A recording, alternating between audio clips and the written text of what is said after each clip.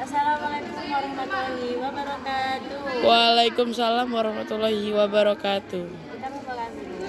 Alhamdulillahirabbil alamin wa bihi nasta'in wa ala umuri dunya waddin. Wassalatu wassalamu ala asyrafil anbiya'i wal mursalin sayyidina Muhammadin wa ala alihi washabbihi ajmain. Yang saya hormati Abi Hanif dan Ibu selaku pengasuh Pondok Pesantren Suprek Temelarai Bahan Bida. Dan yang saya hormati selaku pondok pengurus dan saya hormati pula selaku teman-teman saya yang saya hormati dan saya cintai. Marilah kita mengucap syukur kepada Allah sehingga saya sendiri dapat mempresentasikan PP saya menjelaskan tentang atibia bab terakhir. Jadi ini atibiannya itu tentang menulis ayat Al-Quran dan memuliakan mushaf Al-Quran.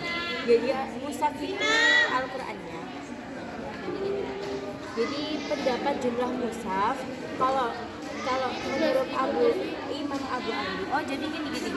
Jadi kan ada kisahnya nih ya, kan dulu kan Al-Quran pertama kali kan turun ayat ini ke diwahyukan kepada Nabi Muhammad al-Qur'an 1-5 sampai turun. Dulu itu belum ada yang pas zamannya Khalifah Abu Bakar itu orang-orang itu menggunakan Al-Quran itu dihafal. Belum maksudnya per kertas belum ada. Pokoknya saling menyampaikan gitu. Nah, pas zamannya Utsman bin Affan, nah itu baru dibukukan Al-Qur'annya. Nah, udah kan? Habis itu di sini ada pendapat jumlah mushaf. Pendapat jumlah mushaf itu kalau misalnya dari Imam Abu Amr itu mengatakan ada 4 mushaf. Utsman memberikan 4 mushaf. Tapi kalau dari Abu Hatim itu mengatakan 7 mushaf. Nah, biasanya pengertian dari mushaf itu yaitu mushaf, dan mushaf. Biasanya yang terkenal itu adalah mushaf dan mushaf. Oke. Hendaknya kita itu gimana? Hendaknya kita tuh harus memperbagus tulisan Al-Quran. Selain memperbagus, kita harus memperjelas. Kita tidak boleh mengomentari sebagus apapun. Pokoknya ya intinya harus memperbagus tulisan Al-Quran. Terus dianjurkan kita menggunakan titik. Ada yang ngomong itu hal tersebut dilarang, tapi sebenarnya itu enggak, itu diperbolehkan. Terus kita juga dilarang menulis Al-Quran dengan barang yang najis. Itu hukumnya makruh. Lah kita dimakruhkan juga untuk menulis Al-Quran di dinding, itu dimakruhkan. Nah, kita lari ke cabang yang kedua, itu ada menjaga dan menghormati Al-Quran. Nah, barang siapa yang membuang Al-Quran atau menjadikan sampah, maka dia adalah termasuk orang-orang kafir dan haram baginya menjadikan Al-Quran itu sebagai bantal. Tidak boleh ya.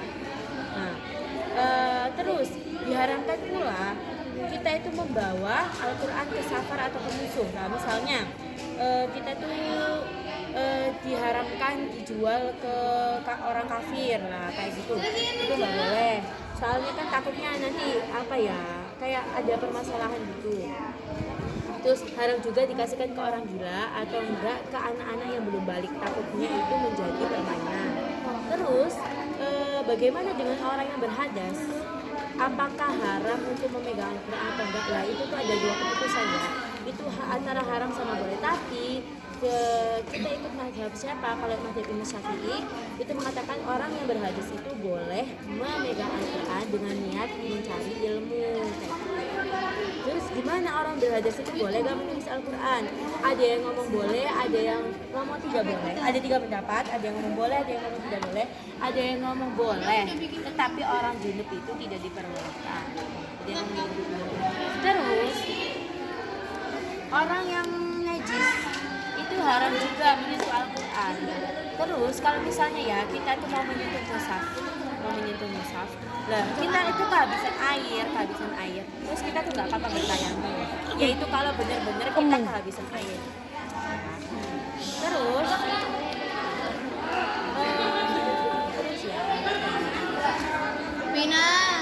ada pertanyaan kayak gini.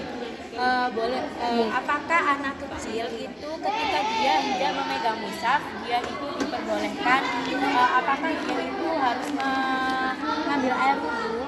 Nah, itu ada yang mengatakan yang pokoknya bagi anak-anak yang telah membedakan antara yang baik dan yang benar itu diwajibkan.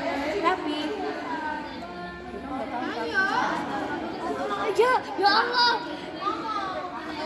Dan ada yang mengatakan pula bahwa tidak wajib karena itu memberatkan.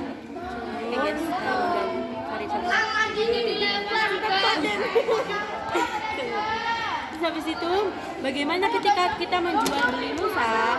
Nah, menjual beli mushaf itu tidak dilarang, tetapi itu sahih. Tetapi kita harus menjaganya jangan sampai jatuh ke tangan orang yang salah.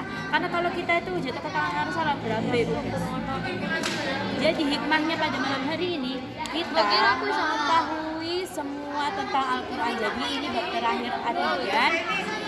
Jadi banyak sekali hikmah penghafal Al-Quran yang harus kita ketahui. Jadi tuh kita sebagai penghafal Al-Quran ya harus tahu lah ya adab-adabnya bagaimana, terus pembacaannya bagaimana, dan kita hendaknya kalau misalnya ada ini bagaimana, takutnya kan jadi makruh haram atau bisa juga kan boleh, terus kita juga dosa nanti kayak gimana. Nah, kayak gitu kita harus tahu, harus berpikir panjang, apalagi kita penghafal Al-Quran.